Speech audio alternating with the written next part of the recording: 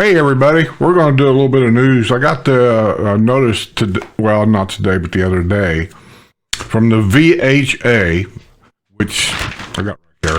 They go around, throw it in everybody's driveway, and that's the biggest complaint. Half the people here during the summer are snowbirds. They're gone, and so they throw these papers in their driveway. Nobody's there to pick them up except the neighbors. Otherwise, they get blowed around the neighborhood.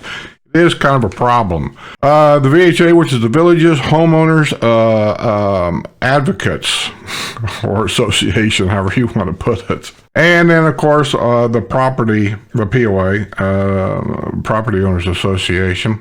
They have put out a little release about the ambulance service that everybody has been concerned about. So here's the little announcement from the VHA and the POA. The Ad Hoc Committee for Fire, EMS, and Medical Transport has finished its work and formalized its recommendations to the Sumter County Board of Commissioners. They will vote on the recommendations on September 21st after moving that action forward for the initial date of October 12 in response to an overwhelming outcry from the Villages community. In an unprecedented collaboration, the two leading organizations representing the Villages residents and property owners have come together in support of the Villages Public Safety Department, otherwise known as more initials, VPSD. You can't keep all these initials straight, can you? But that's what corporations like to do. When I worked for UPS, everybody was throwing initials around everywhere. Me as an employee, I'm going around going, what the hell does that mean? The Villages Homeowners Advocates, the VHA, the President, Phil Walker, and the Property Owners Association of the Villages, POA, President Cliff Weiner, or is it Wiener? Either way,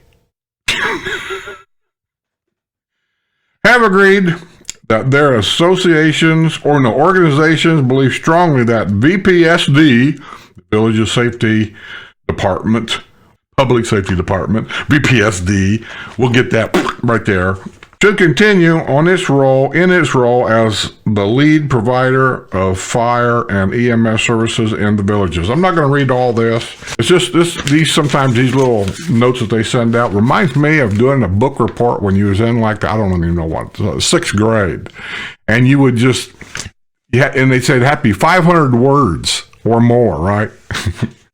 And we would just stretch out a sentence.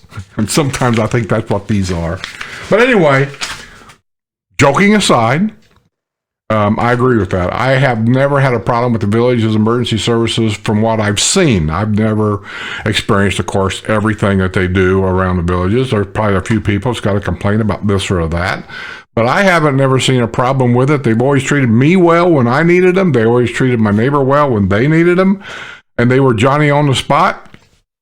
The thing I never did understand, they explained it to me. I understand what they say, but I still have a problem with it, is why it is policy for the fire truck to follow the ambulance to pick somebody up that had a heart attack, let's say. It just seems like a waste of time and money to be driving these things around for things like that. And they say, well, that's because in case there's a fire that breaks out somewhere and we need that truck, those guys are there and the truck's there and they can go from that spot. Well, here's my problem with it. Just my problem. The fire departments around the villages anyway, I know it's Sumter County, but they're all around the villages. They're spaced out in such a way that they're probably not within 5 minutes of any fire anywhere. They're always in an area where in 5 minutes they can probably be anywhere in that area. So I don't understand why they have to worry about being here, when they pick somebody up, because that could maybe add another minute to a response during the response time to get somewhere, where if they were at the fire department, technically it might even be closer to be there. I mean, that's just my problem with it. And it's probably not a big problem. It's no big deal. I still support them. I support everything they do, and I respect them for everything that they do. And for that, I'm glad that the VHA and the POA is behind them 100%, because so am I. That's my opinion. I'm sure there's other people that has a different opinion. And if you do, and if you can make a good case for having an outside ambulance service to come in here after all these years, put it in the comments below and explain your case. I'm interested in reading it. Tell you what I'm going to do on the news today. I've got 1, 2, 3, 4, 5, 6, 7. I've got 8 days on here going into the last weekend. I'm going to go through each one of them, and I'm going to try to pick out the top, hopefully just the top story in each one of them, whatever it is, and I don't know, or the top 2 stories, whatever. And as always, if there's anybody on here that's got the first hole in one, I will put it on there. And I may or may not read the whole story too, because some of these stories get lengthy and I really just don't want to do it. Some of these stories, I think it's just a repeat of a repeat, and I don't want to do that either. Okay, lead story on this date. Officials to discuss double standard of signage put up by the villages. And I know exactly what they're talking about. I questioned that years ago. But, you got to figure the king, whoever that may be, makes the rule, right? And the rest of us have to follow. But when the villages puts a house up for sale, or if they have an open house, whether it's pre-owned or brand new, makes no difference. They've got this huge flag and huge banners they put in the front yard, showing you an open house here today. In most cases, I don't really have a problem with that. I mean, that's just what real estate people do. Sometimes up north, I've seen them put trails of balloons down the driveway, all kinds of silly stuff to get your attention, But he did make the rules here that we're not allowed to have signs in the yard. You can't have a for sale sign in the front yard. Technically, you can't have a rummage sale sign, a garage sale sign. You can't do any of that. People do, I know. I'm just saying what you're not supposed to do. And if somebody should complain about it, then they will come out and they'll take the sign down. I talked to a couple of realtors that put up open house signs in other people's yards, kind of like on the corner of the yard, they'll put a sign there with an arrow saying, turn here to see the open house, or turn there to see the open house. And they have all told me that sometimes the villages will send a community watch guy out there in a pickup truck and they pull all them signs out. They used to take them somewhere and put them up. I don't know where they put them, but now I think what they do is they just take them down and put them in a pile, so that the realtor can pick them up on his way out. So if they don't want other people doing that, then why is the villages doing that? It's like a double standard, and that's what this report is talking about. The flags are put up by properties of the village's representative to draw attention to open houses, but technically the signage flutes the rules prohibiting signage throughout Florida's friendliest hometown. The late Nick Jones argued the point as far back as 2014. That's when I moved in here. And I can remember asking questions about that way back then. In the Community Development District 2 Board of Supervisors meeting, he went so far as to describe the village's sign as illegal. Lapp questioned why the village's pennants go unchallenged when homeowners can't use similar signage to advertise yard sales or other activities. PWAC Chairman Don Wiley agreed with Lapp's point. Wiley agreed the enforcement is a double standard. The chairman agreed that this should be a discussion topic at a future PWAC meeting. I say start a vigilante group. Drive around. If you see that flag up there, rip it out of the ground and just put it in your pickup truck and do what they did. Just take it to some storage area and put it in storage and tell them they can pick it up later. Real quick, this is the second lead story on this page here. Former sales rep files for bankruptcy after villages attempts to garnish her assets.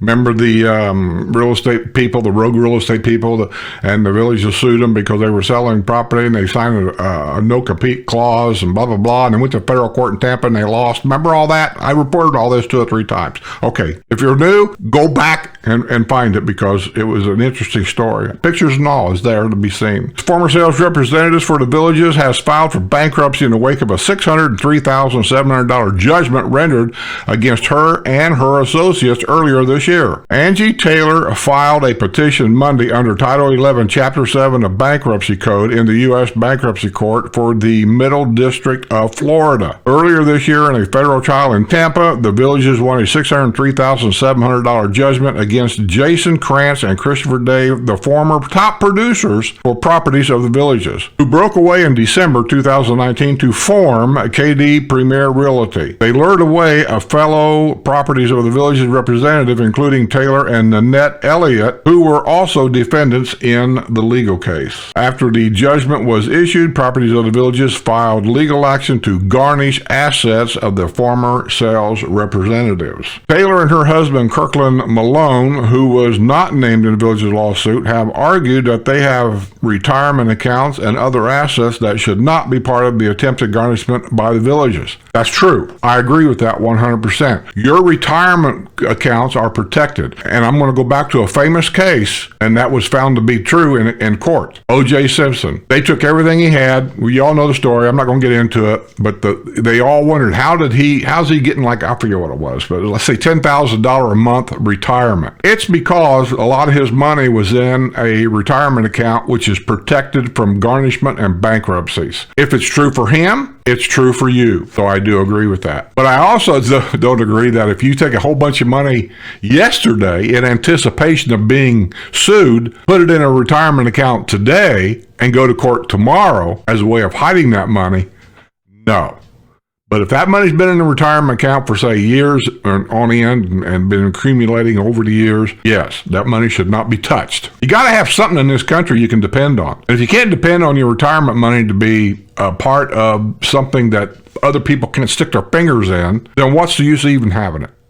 PWAC turns down request for lighting of sign at postal station. That's here in Hillsboro, by the way. You come down the main road out there, there's the sign says Hillsboro Pool and Postal Station or whatever. They wanted to put a light on that sign. I don't see the point either. Okay, that was one day. Let's move on to the next day. Okay, lead story. The Villages has christened its newest town center with a nod to the Morse family's Michigan roots. I already done a video on this last week, I think it was, but the announcement of, we said there was going to be a fourth town square, or at least I have, because it was in the Wildwood paper. That was part of the agreement before they actually approved the developing going on down there. They said there had to be another town square that resembled the town squares and the shopping areas that we have now, which would be Lake Sumter, Spanish Springs, and Brownwood. They really never did. They said they would have activity areas and things like that, but they never really announced a square. Well, I knew they was going to have to do it because that was part of the agreement. So this new town center they're talking about, I believe, I'll go on a limb and say, that's the fourth town square, not Sawgrass. Sawgrass is a great area. I've been down there, and what they're going to do there is going to be fantastic. That's not going to be a square. Not the kind of squares that we recognize as a square. I believe this is going to be it. The new town center will be known as Eastport and will include the Village's well-known mix of shopping, dining, and entertainment. Eastport will be located north of Central Parkway, County Road 470, and east of Marsh Bend Trail. Traditionally, we work with our family history and where we've been and place we loved in our life, said Tracy Morris in the latest promotional video released by the Villages. A new lake at Eastport will be known as Central Lake in honor of the location in northern Michigan where Tracy Morris' siblings Mark Morris, Jennifer Parr grew up. I believe that's your fourth town square. An upstart company that tried to take on the Villages has filed for bankruptcy after crushing a court defeat earlier this year. KD Premier Realty, LLC, has filed a petition of relief under Title 11, Chapter 7 in the U.S. Bankruptcy Court for the Middle District of Florida. The company was founded by Christopher Day and Jason Krantz, two former top producers for Properties Villages. While each of the sales representatives was earning $500,000 annually, and Krantz's wife was also earning six figures selling homes in the Villages, the two men began to chafe under the strict rules imposed by sales organizations. I'm sorry, that's just greed. Just greed. So anyway, it looks like they're going to file bankruptcy also, or at least they're filing to file bankruptcy. Everybody associated with this lawsuit will probably end up filing for bankruptcy. By the way, I know that Jason Krantz and Christopher Day has already moved down to what was that new development called down there? South of Tampa, I believe, or maybe Sarasota, I forget now. Lakewood Ranch, that's the new development, and they both now live there. They both bought homes down there, and I think they're selling homes there also. I think I read that somewhere, so you might want to Google it and check on it yourself. Second, Sumter County Detention Deputy dies from complications of COVID-19. So sad. It is so sad that we have to keep dealing with this. Remember last week I reported the Home Depot had a bomb threat and they cleared it out, and I said, I don't know what dumbass keeps doing this, because you know the police doesn't let that go. They just don't let that go. They will track you down and you're going to pay a price. Well, they did. Juvenile confesses to bomb threat that emptied Home Depot in Lady Lake. Juvenile. It's always, I don't know. I'm sorry. Maybe we should bring back spankings. Okay, we done that day. Let's go to the next day. How many days have I done now? 2, 3?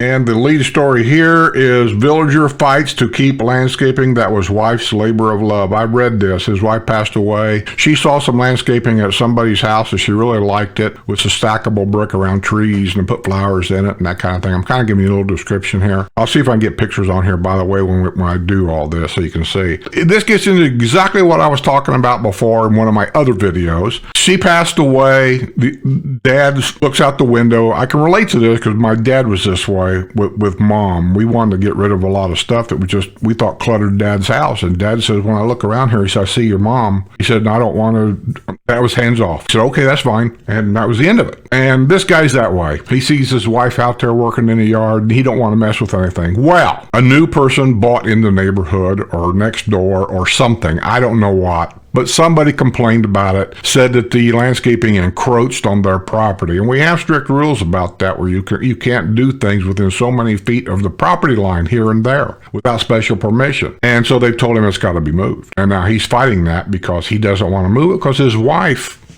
you see what's going on, right? I understand what's going on. But I got to tell you, it doesn't make no difference. He's going to lose. And hate the villages, hate the rules, whatever. Rules are rules. And he'll have to move it or make it right. I mean, whatever they come up with. I just say good luck.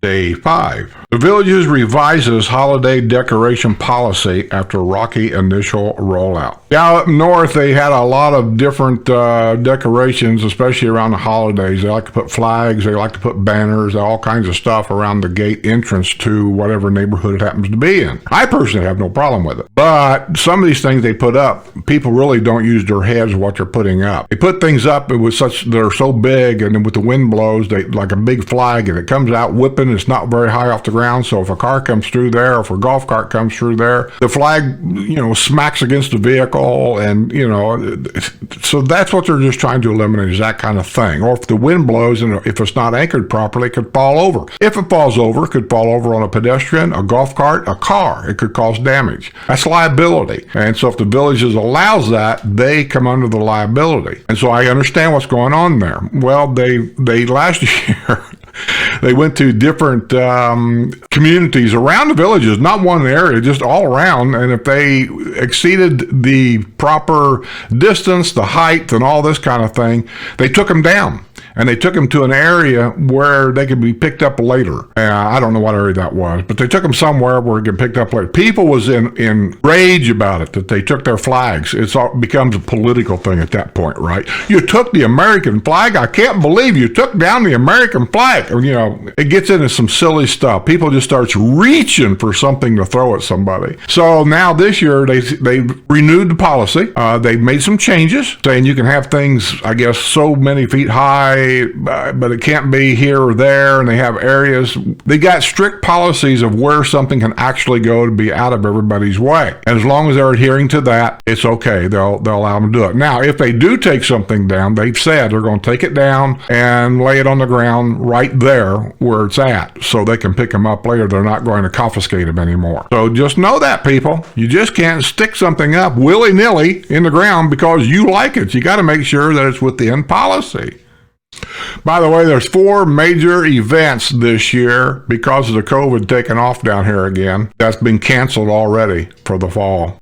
So watch your Villages calendar. It's online. You can get it. And it'll show you on there probably what's been canceled. So if you're wanting to come down for a lifestyle visit to be in one of those major events or see one of them, you better double check because those events may be canceled. Let me see if I can find it here for you real quick. I got nothing better to do. Okay, the events are the Enrichment Academy Expo, which had been scheduled for September 18th, the Fall Art Showcase, which has been scheduled for October 9th, The fall craft show, ooh, that's going to bother Sue because she likes going to that arts and craft show. That's been canceled. And the Village's Art League's Fall Fine Art Show, oh, that's another one. She ain't going to like that either. But anyway, those have been canceled. Here's another lead story on that same page. School teacher's daughter who had sex with student back home with parents in the Villages.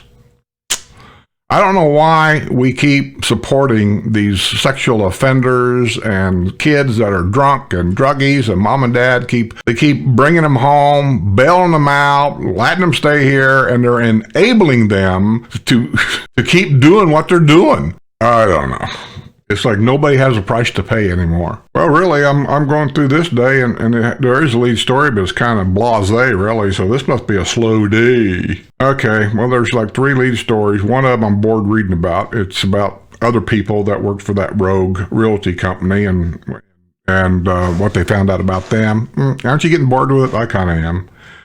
Another one is the Village's original golf course is entering its final phases of renovation work. Nobody cares that they're putting in new grass, and you don't care really, do you? Nah. How about this one here? $50 daily deed compliant fines adding up at home in the Villages. I'll tell you, more and more problems are happening on the historic side of the Villages. I'm going to get a lot of bad emails on this. I know I am, but I feel like I owe to tell people that doesn't own a home here, that's thinking about coming down here, if you're going to buy in a historical area. And there's nothing wrong with the historical area, or at least I'll say the Orange Blossom Gardens area, that area over there. It's very nice. It's got a lot going for it on all this and that. Silver Lakeside, on the other hand, is starting to have problems up there. I mean, I'm just telling you what I know. There's been a lot of boyfriend-girlfriend arguing and fighting up there. I think that's about where Grandpa's at, raising a grandson because his daughter was a drug addict and she causes trouble up there. There was a guy arrested last week for running through the guard shack and then running into something. I forget what it was. Maybe he run into a guard shack. I don't even know, but he was arrested. And all these people are younger people. We're talking 20, 30-year-old people living up there full time. They didn't buy them houses. No, Grandpa died. They moved in. They just took over. People coming in and shacking up there. They got drug troubles. They got all these kinds of things going on. And it seems like it's mostly in the Silver Lake area. So if you're going to buy in the Silver Lake area, because of price or whatever, just know this is what's going on up there. I don't know their deed restrictions. All this could be perfectly legal. I don't know. But I wouldn't want to live next door to it. That's just me putting it out there like I always do. Daily fines of $50 have been adding up at a home that has been out of compliance in the Villages. The manufactured home owned by Robert Wilcox at 1407 Plantation Drive on the historic side of the Villages had been the subject of a deed compliance hearing last month before the Villages Center Community Development Board Committee. God, could these titles get any longer? Of supervisors. After a complaint was lodged about overgrown shrubbery, mold growing on the home, the board had considered giving Wilcox 5 days to bring a property into compliance, but opted to give him 10 after he described difficulties he has had in connection with the death of his wife. And I do sympathize with that. It's hard. I haven't went through it yet, but I can just imagine. It's hard. This guy, he's probably depressed. I don't know how old he is, doesn't say. We're in a retirement community, and that's one of the oldest communities here. You can only assume, but he's got to do it. Get on the phone, call a landscaper, say, get out here and mow my grass and trim my bushes. They charge you $100, pay the guy, but then you're back into compliance and everybody's happy. And, then you can sit in your chair and reminisce and get yourself out of this wormhole. I haven't been there. I haven't done it. So I don't know, what to tell anybody. Nobody watches my videos anymore anyway. Beer of the day. Yuengling Lager. Day 7. Florida Highway Patrol investigating multi-vehicle crash at Waterfront Inn in the Villages. At Waterfront Inn? Multi-vehicle crash in the parking lot? Must be something to this story. Let me go to this story.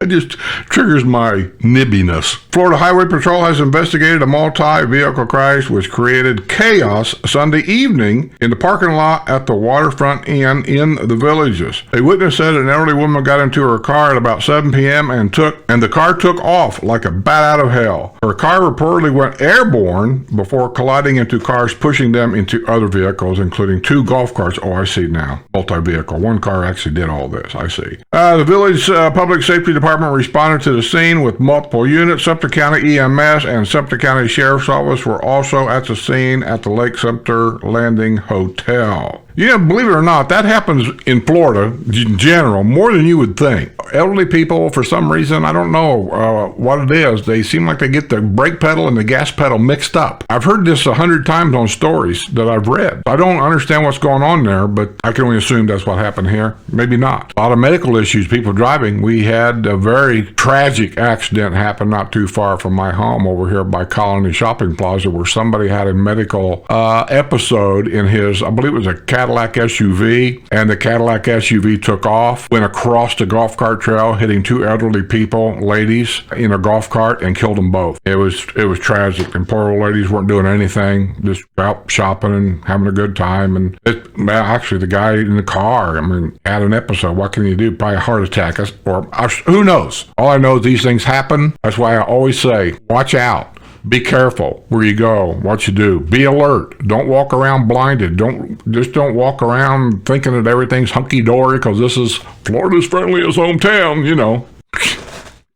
BJ's Wholesale Club will bring members-only shopping to the Villages. I don't know what that is, but I've read that before. I guess it's like a Sam's, kind of like we have a Sam's not too far down the road. It's not golf cart accessible. You might see them over there, but they're getting there illegally. I'm not big on any of them shopping things. Sam's, what's the other one everybody talks about? Costco. Hear that a lot. They all want a Costco. I'm not big on those either. I went to a Costco once with my daughter-in-law because I'd never been to one. She was going to a Costco, and I said, I'll go along with you. And so me and Sue and my son and his wife, and I think we took a scooter with us too, my only grandson. We went to Costco. Here's what I did at Costco. I kind of walked around the store real quick to get an idea what it was. Didn't really impress me. There was people standing, it seemed like, on every corner giving away free samples of food. I took them. And then I went and up front where they had, like, I don't know if I remember, they had hot dogs and pizza and Cokes for like a real cheap price. Like a hot dog was like $1, a Coke was like $1, you know. So I went up there and got me a hot dog, a coney dog or something, and a Coke, and I sat down at the picnic tables, and this was my idea of shopping. They were shopping, I was having a hot dog and a Coke. Village's Parrot Head Club to hold a 2-day blood collection in honor of 911. The Parrot Head Club here is a giant club, and it is what you think it is. Parrot Head Club. Lead story. 83-year-old villager knocked from bicycle by vehicle that failed to stop. You want to bet it was up there at Spanish Springs area, along Morris Boulevard and El Camino Real, right through there. I've been videoing that half a dozen times. I've even showed you that area. Probably one of the most dangerous areas to have a golf cart. I don't even like going up there on my golf cart. I mean, I will, but what I do is about partway up that road, you can go through a neighborhood, and on the back of that neighborhood, there's a gate back there that's not on your map. You can go through that gate in your golf cart, and literally, it's a shortcut. It cuts that whole corner off, and it brings you out in downtown Spanish Springs on the backside. And that's the way I go, just to stay off of as much of that area up there as I can. Ooh, here's one. Remember I told you, you got to beware. You got to be careful. You got to watch yourself, because you got people down here that don't have no idea what they're doing with golf carts. They're always doing something stupid. There's a lot of accidents that happen around here that's understandable. You know, it is, because like sometimes you read about a golf cart being on a road that's not supposed to be on that road, but I kind of understand, because I know the Villages a little bit, so I kind of understand what happened. Or you'll read about a car being on golf cart trails. And I think we've discussed that on my channel many, many times. That you got to be careful, because I can see in a lot of places, if you're not used to these golf cart trails and roads, it'd be very easy to make a turn and get on the golf cart trail. And then once you're on it, you're going to realize real quick you're on the wrong road, but then you're going to panic because you got to get off of it. Here's one. A villager was arrested after she was spotted driving a golf cart at 25 miles per hour on the Florida Turnpike. You got me? Interstate. She got her golf cart on the interstate. Carolyn Lynn Crespino, 64, who lives at 760 Cusca Way in the Fruitland Park section of the Villages, was behind the wheel of the golf cart at 8:15 p.m. Saturday southbound on the Florida Turnpike near exit 304, according to an arrest report from the Florida Highway Patrol. A road ranger spotted the golf cart and began following behind it to keep it from being hit by traffic, the arrest report said. Crespino pulled into the Okahumpka Service Plaza, where she was met by a trooper from Florida Highway Patrol who had been contacted by the road ranger. The trooper asked the New York Navy how she had strayed onto the turnpike, and she said she did not know. She admitted she had about 3 drinks with dinner at Brownwood Square in the Villages. Crespino performed poorly on field sobriety exercises and provided breath samples that registered 0.15 and 0.157 alcohol content. She was arrested on a charge of driving under the influence and booked at Sumter County Detention Center. She was released after posting $500 bond. Her golf cart was towed from the scene. God. Wasn't it just last week I reported they got a guy in a golf cart driving up Highway 301? They arrested him for being drunk, and 301 in a lot of areas is 55 miles an hour, and now we got a lady on the interstate. These cops has really got to appreciate the village people, I swear. Good Lord. And really, I know she's over the drinking age, the amount, or being, sober, 0.15. I'm not sure 0.15 is actually high enough to not know what's right and what's wrong. How do you get on an approach ramp to get on an interstate in a golf cart and keep going? I just don't get it. Resident of the Villages arrested on DUI charge after crashing into roundabout. A resident of the Villages was arrested on a drunk driving charge after crashing into a roundabout. Melissa Crosby, 49, who lives at 1217 Ballesteros Drive in the village of Santiago, was at the wheel of a black Volkswagen Jetta with New York license plates in the wee hours Sunday morning when she crashed into a decorative street light pole in the roundabout at the Buena Vista Boulevard and El Camino Real near Savannah Center, according to the arrest report of the Sumter County Sheriff's Office. Here's your hole-in-one story. Patrick DeCicco, D-I-C-I-C-C-O. Patrick DeCicco of the village of Hawkins scored his 3rd hole-in-one Labor Day using an 8-iron at the 127-yard number 5 on Pelican Executive Golf Course. Congratulations on your hole-in-one. And just a real quick mention on the very next 2 stories. I'm not going to read them. I'm just going to read you the headlines. And if I can, I'll show pictures. If I can, I may not. Woman arrested after claiming she was victim of reverse discrimination. Villager arrested after allegedly attempting to prevent man from calling 911. 22-year-old tells police she forgot she had methamphetamine in her car. How about a couple letters to the editor? Here's one real quick. How long is it? It's not bad. To the editor, Nike, the clothing manufacturer, the brand worn by the NFL, NBA, Olympians, and the general public are made in China. Aren't we told to buy American? Why are people like sheep? China is one of our biggest enemies, and we send them millions of dollars to manufacture our clothes. I had a friend in Melbourne, Florida, when a basketball player endorsed the product. He gathered all his Nike products and threw them in the garbage. Smart man. When are Americans going to get smart and not be followers but leaders and not promote a product made in China? A country that is hacking your computer information among other atrocities. Get smart, people. Carry the torch. Let the companies, distributors know your dissatisfaction. And sports leagues also. Buy American, or your children, grandchildren might be working in a sweatshop for Nike in China. That was sent in by Anthony Rizzo, the village of Alhambra. Thank you, Anthony. A recent VillagesNews.com opinion piece called Crucial Opportunity for Climate Action is an excellent conglomeration of he said, they said, sky is falling, send money, yada, yada, yada. Famous Seinfeld episode about the yada, yada, yada. You don't think she'd yada, yada sex? I've yada-yada'd sex. I met this lawyer, we went out to dinner, I had the lobster bisque, we went back to my place, yada, yada, yada. I never heard from him again. This type of rhetoric is the alarmist classic method of creating scary scenarios with ever-changing deadlines, and we know what's best for you advice. This is how they obtain approval to raise your taxes while limiting your air conditioning to reduce CO2, which, by the way, is the breath of life for all life on Earth. With all your hyperbole, they never address the one issue which defines their global warming, alarmism. And what do you think that would be? Oh, how about temperature? You're getting warm. Oh, how about how much has the Earth's atmosphere warmed? You're getting warmer. Okay, how about how much of this warming is man-made? Bingo! Correct! You will never hear them answer this question. This is why Al Gore and his minions have conveniently said the debate is over, and this is why they never agreed to a public debate. They know the answer but are afraid to reveal it. To do so exposes climate change alarmism fraud. Yes, the climate is changing because it always changes. We are great at making trash mountains, but making the climate change. That's wishful thinking. Bottom line, man-made climate change is a nothing burger. That was sent in by John Shushuk, the village of Calumet Grove.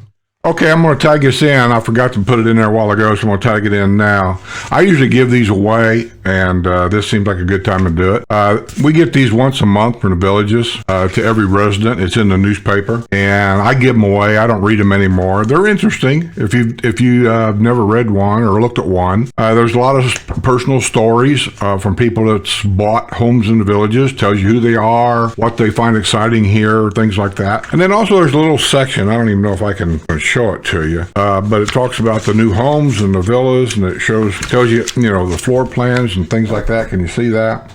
It's a pretty good sized section in here. It's got nice pictures to give you an idea what some of the homes look like, and I don't know if there's prices in there or not, but there's phone numbers in there you can call, things like that. So anyway, if you're interested in this, the way I do it, the first person that emails me with their mailing address, and I'll email you back and let you know that you're the first one, you'll get it. I will mail you this, and I'll probably stick a couple more things in the bag for you, just so you can, just get a few things for free. And just ask yourself this: how many other YouTube channels in the villages does that? Gives you free stuff and mails it to you, and goes out of their way to go to the post office and do it. I'll tell you who. None. This guy right here, and Sue and Deb. That's who. Right here. We do. So subscribe. If you're not subscribed, I'm not sending it to you. I'm going to start checking. You want that and some other stuff? Send me your mailing address and subscribe. I know that 90% of you have no sense of humor and you didn't get any of that, but some of you did.